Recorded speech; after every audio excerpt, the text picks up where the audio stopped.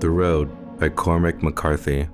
When he woke in the woods in the dark and the cold of the night, he'd reach out to touch the child sleeping beside him. Nights dark beyond darkness and the days more gray each one than what had gone before, like the onset of some cold glaucoma dimming away the world. His hand rose and he fell softly with each precious breath. He pushed away the plastic trampoline and raised himself in the stinking robes and blankets and looked toward the east for any light, but there was none. In the dream from which he'd wakened, he had wandered in a cave where the child led him by the hand, their light playing over the wet flowstone walls, like pilgrims in a fable, swallowed up and lost among the inward parts of some granitic beast.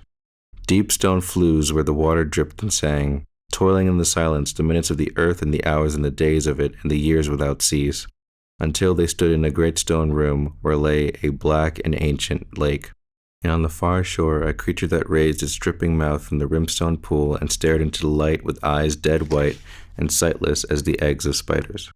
It swung its head low over the water, as if to take the scent of what it could not see. Crouching there pale and naked and translucent, its alabaster bones cast up in shadow on the rocks behind it, its bowels, its beating heart, the brain that pulsed in a dull glass bell. It swung its head from side to side, and then gave out a low moan and turned and lurched away and lopped soundlessly into the dark. With the first gray light, he rose and left the boy sleeping and walked out to the road and squatted and studied the country to the south, barren, silent, godless. He thought the month was October, but he wasn't sure. He hadn't kept the calendar for years. They were moving south. There'd be no surviving another winter here. When it was light enough to use the binoculars, he glassed the valley below, everything paling away into the murk, the soft ash blowing in loose swirls over the black top. He studied what he could see, the segments of road down there among the dead trees, looking for anything of color, any movement, any trace of standing smoke. He lowered the glass and pulled down the cotton mask from his face and wiped his nose on the back of his wrist and then glassed the country again. Then he just sat there, holding the binoculars and watching the ashen daylight congeal over the land. He knew only that the child was his warrant. He said, "If he is not the word of God, God never spoke."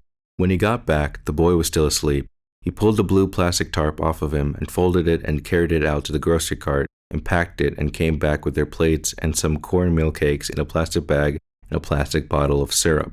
He spread the small tarp they used for a table on the ground and laid everything out, and he took the pistol from his belt and laid it on the cloth, and then he just sat watching the boy sleep. He pulled away his mask in the night, and it was buried somewhere in the blankets. He watched the boy and he looked out through the trees toward the road. This was not a safe place. They could be seen from the road, now it was day. The boy turned in the blankets. Then he opened his eyes. "Hi, Papa," he said. "I'm right here." "I know." An hour later, they were on the road. He pushed a cart and both he and the boy carried knapsacks. The knapsacks were essential things, in case they had to abandon the cart and make a run for it.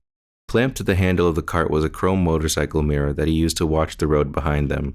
He shifted the pack higher on his shoulders and looked out over the wasted country. The road was empty. Below in the little valley, the still gray serpentine of a river, motionless and precise. Along the shore, a burden of dead reeds.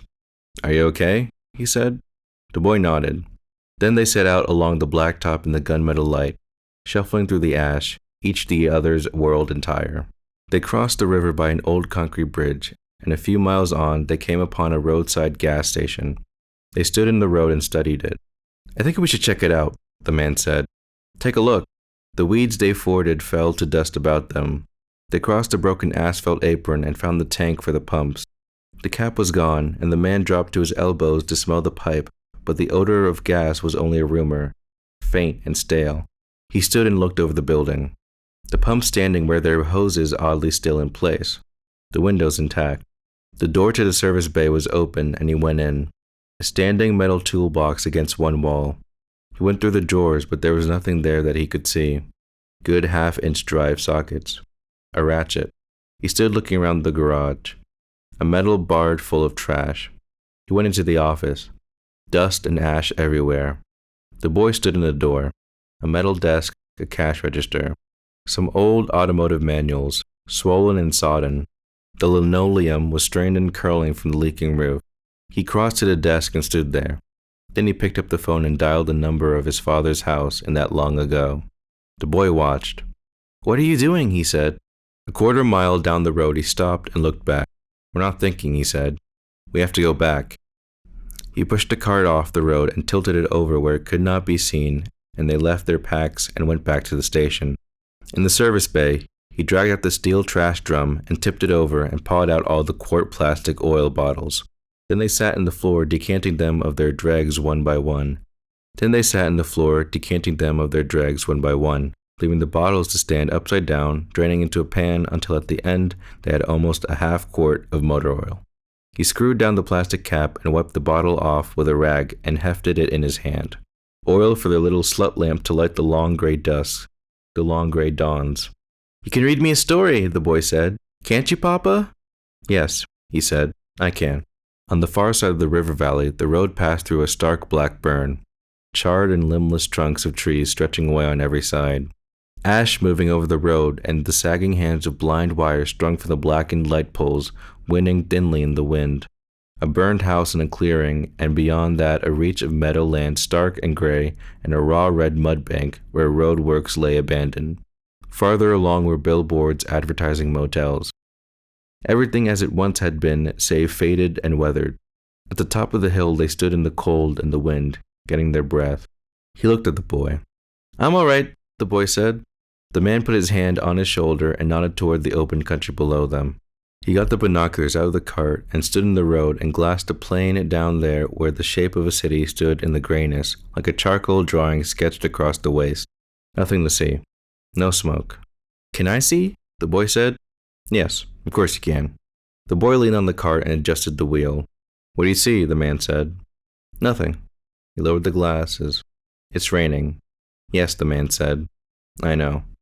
They left the cart in a gully covered with a tarp and made their way up the slope through the dark poles of the standing trees, to where he had seen a running ledge of rock, and they sat under the rock overhang and watched the gray sheets of rain blow across the valley. It was very cold. They sat huddled together, wrapped each in a blanket over their coats, and after a while the rain stopped and there was just a dripping in the woods. When it had cleared, they went down to the cart and pulled away the tarp and got their blankets and the things they would need for the night. They went back up the hill and made their camp in the dry dirt under the rocks, and the man sat with his arms around the boy, trying to warm him. Wrapped in the blankets, watching the nameless dark come to enshroud them. The gray shape of the city vanished in the night's onset like an apparition, and he lit the little lamp and set it back out of the wind. Then they walked out of the road, and he took the boy's hand, and they went to the top of the hill where the road crested and where they could see out of the darkening country to the south, standing there in the wind, wrapped in their blankets, watching for any sign of a fire or a lamp. There was nothing.